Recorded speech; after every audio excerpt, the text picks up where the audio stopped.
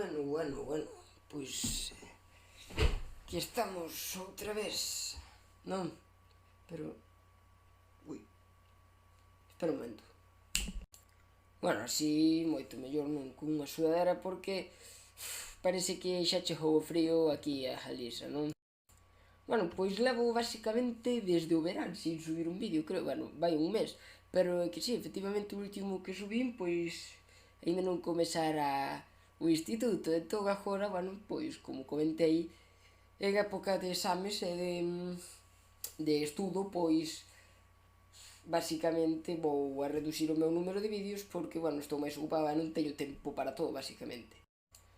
E hoxe, pois, vamos a falar sobre un tema, xa aproveitando que comezou o curso escolar, que estivemos vendo na clase, feito hoxe tive un exame relacionado con isto, que me parece moi interesante.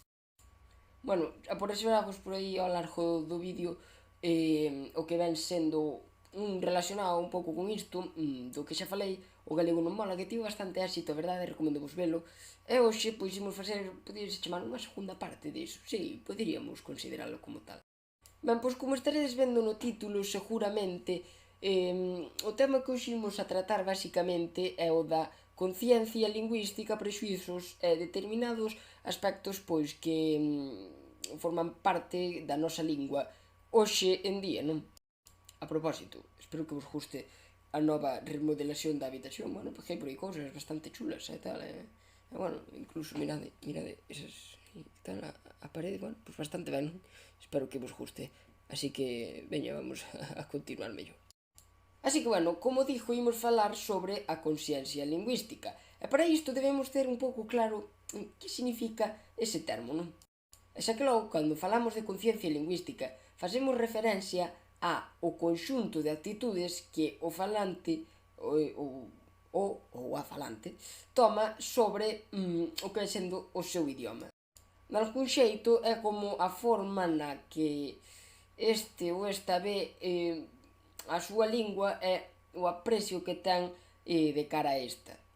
Así pois, con esta cara que se me quedou, gustaríame dicir que sufriu profundas evolucións ao longo da historia, dende épocas nas que gozaba de esplendor, como por exemplo, na Idade Media, ata épocas nas que o galego pois estaba máis ben apartado e relegado á lingua ao uso informal, como por exemplo nos séculos escuros.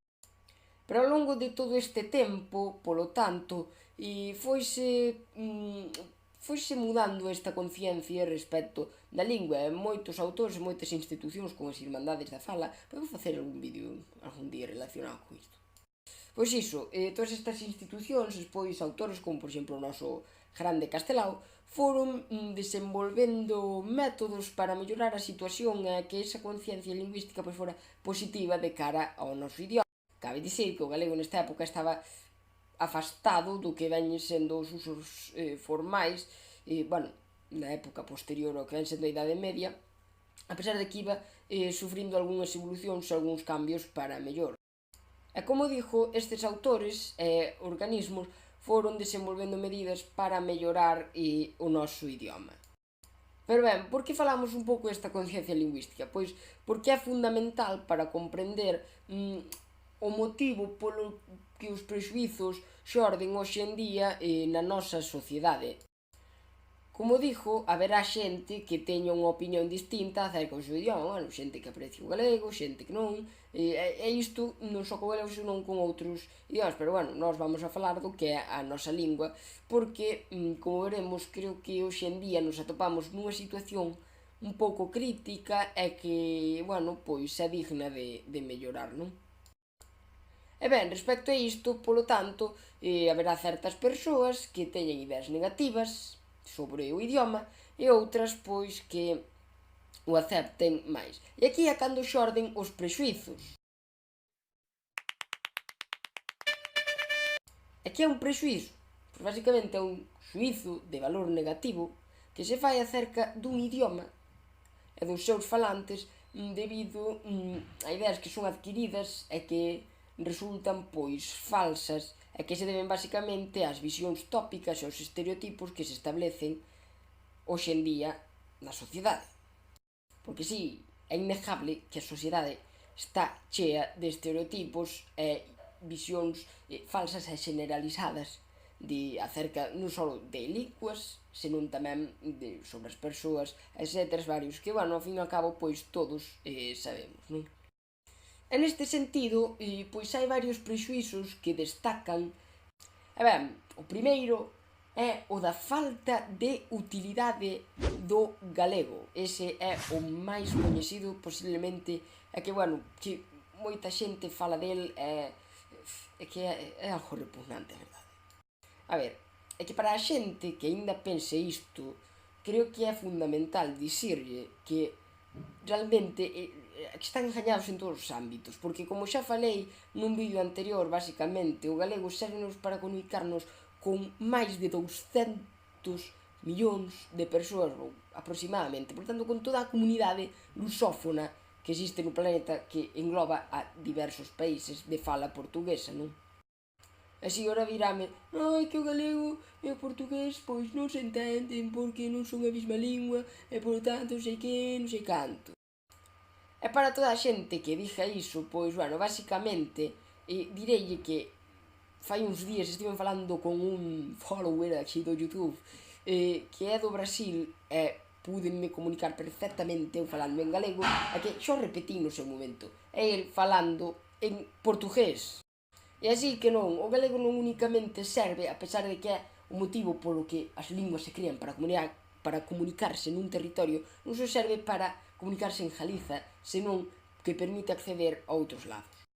Despois tamén hai o de que o mítico prexuízo de que se considera o galego como unha lingua atrasada e peor que o castelán e que non vale para certos ámbitos. Moi presente na actualidade tamén, posto que hai certas cousas que as temos que facer en castelán, algo que deixa moito que desear, posto que atopándonos nun territorio no que falamos ou deberíamos falar, saber falar, ser competentes en galego, pois deixa moito que desear que teñamos que utilizar outra lingua, por tanto que non podamos empregar a nosa mesma en diversos ámbitos. Relacionado con isto tamén hai a visión de que a xente que fala galego non sabe a maior parte falalo. Por que? Por unha fala acastrapada, non? Pois isto tamén é un pouco carente de sentido, xa que realmente non todo o mundo, non toda a xente que fala unha lingua non a vai falar con plena exactitude e con unha normalidade plena, non? Xa que logo no galego isto acentuarase, xa que botou unha gran parte da historia sen ter unha normativa clara e unhas reglas que estableceran como usalo. E entre outros moitos que atopamos, destacamos tamén o de que o galego é de nacionalista. A xente que fala galego que defende, pois son todos nacionalistas. Isto non ten por que ser así, evidentemente. É unha marca que se establece a esta xente, un símbolo de unha determinada marca política que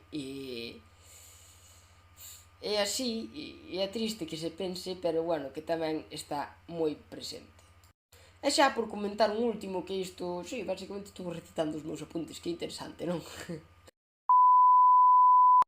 Pois para comentar un último, dicir que hai moita xente que considera que o idioma propio de Galiza é un idioma imposto e moitos pensan que é de alguma forma unha falta de respeto falar en galego a xente que ven de fora e que, sobre todo castelán falantes, e que polo tanto non se molestan en intentar aprendelo, en intentar saber un pouco comunicarse na nosa lingua. E aquí chega a pregunta do millón, e eu digo, a esa xente que pensa que isto é así, como non se para a pensar de que cando nós viaxamos, por exemplo, a un país como é Inglaterra, por que nós temos que falarlle inglés a eles e eles non se adaptan ao noso idioma? A pregunta é fácil de responder. Evidentemente, se teñen unha lingua, pois nós teremos que viaxar ao seu territorio e adaptarnos, polo tanto, ao seu idioma, como eles o deberían facer cando axen aquí, cousa que, pois non é así, pero vale.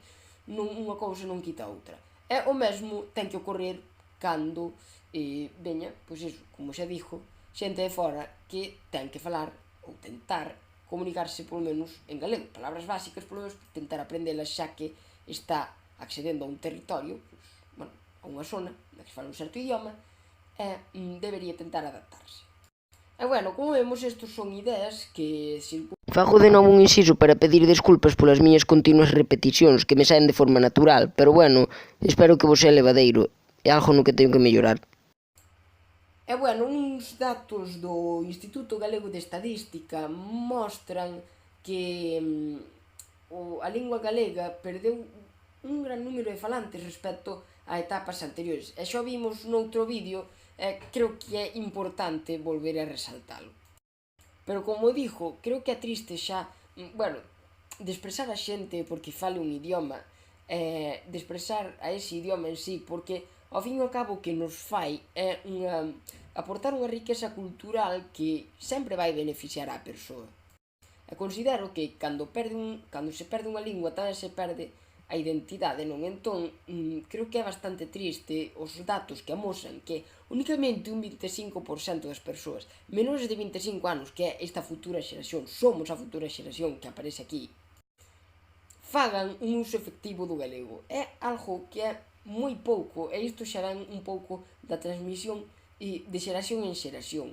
E hai moitas familias que consideran, por todas estes ideas negativas, que o galego non serve para nada, polo tanto, que non fai falta sabelo, que non que comunicarse en galego non vale, non é algo que nos vai a repercutir positivamente. Entón isto é polo que temos que cambiar e tentar preservar o que é realmente noso e o que nos identifica.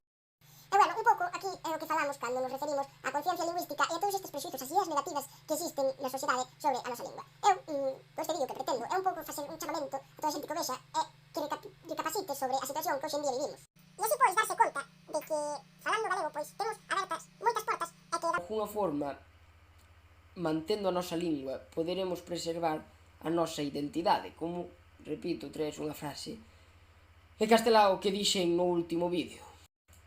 Se ainda somos galegos é por obra e gracia da lingua.